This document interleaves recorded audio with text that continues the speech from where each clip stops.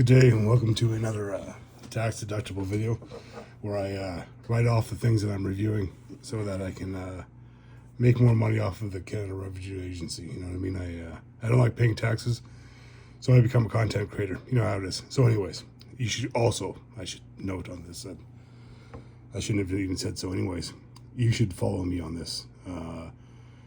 You should all become content creators. Whatever your hobby is, go ahead and become a content creator. Start it as a legitimate business.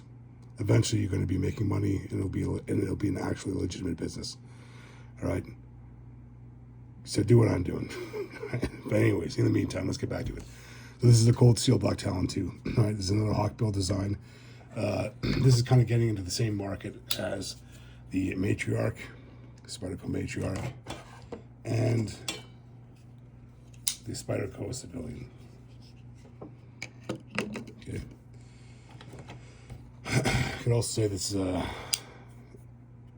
slightly much like the Spyderco Carahawk too. Correction, Spyderco Carahawk. Okay, this is more of a karambit style. These are all considered hawkbill styles, but relatively it's the same idea for the curve shape and digging in. So the Black Talon 2, what makes it better than the Civilian and the Matriarch? Well, I guess we'll start off with the price is good. The price is a lot better. The Civilian is ridiculously overpriced. I think it's around like $350 or something like that, $400. This is Canadian I'm talking. The Black Talon 2 is a lot more reasonably priced. The steel here is S35 steel, whereas it's VG10 for the other two. Instead of having a circular hole to push up on, you have this thumb, whatever you call thumb plate, I guess, to push up on. Okay, there's a tri-lock, so I guess I don't know much about it, but apparently the tri-lock is better than what the Spyderco is using.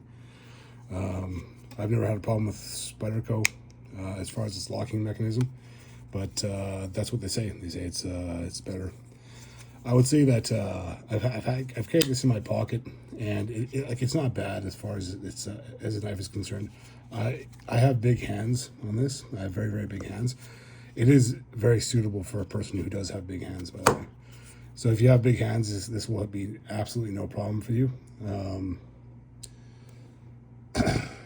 I would say that the Spydercos themselves are so ergonomic that having larger hands is also okay, but just so you know, for this one, it's pretty good. Here's about the tip of it. So it's a good kind of a working tip. It's not quite as thin as the Spydercos are, but it's that just means it won't break if you're ever doing an actual task of what people actually use knives for.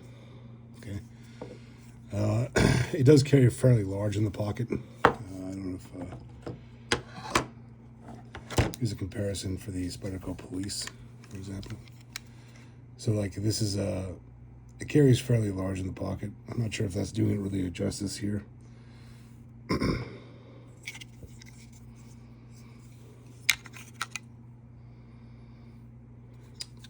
Sorry, correction, this is a Matriarch, Spyderco Matriarch. This is the Spyderco Civilian, the same size. This is the Spyderco Carahawk, very thin. And the Spyderco Yojimbo. And I think the first knife that I actually meant to pick up was the Spyderco Police. Now I think the Spyderco Police 4 Lightweight is the easiest and best one to carry in your pocket. It just kind of stays in there. You actually forget about it, and it also has a fairly thin tip as well. If you look at that. This is the Cold Steel, though. It's good. It's good knife. I carried it. It does seem a little bit big in the pocket, which is why I don't normally carry it. But it is a good knife. If you're looking for a hawkbill design, something affordable, something that's better steel than the VG10 of Spyderco, pretty much in a lot of different areas, theoretically, this is a much better blade, right? It's ergonomic to people with big hands.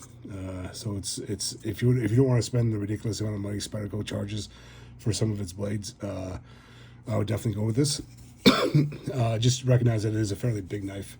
You do have to get used to how to hold it to open it.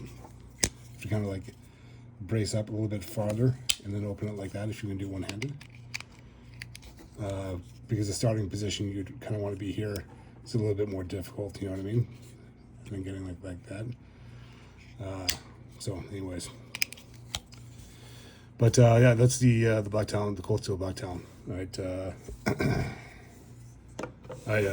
I definitely recommend it. If you're looking for a hawkbill blade, you don't have one, and you just want one for your daily carry, I would definitely recommend it.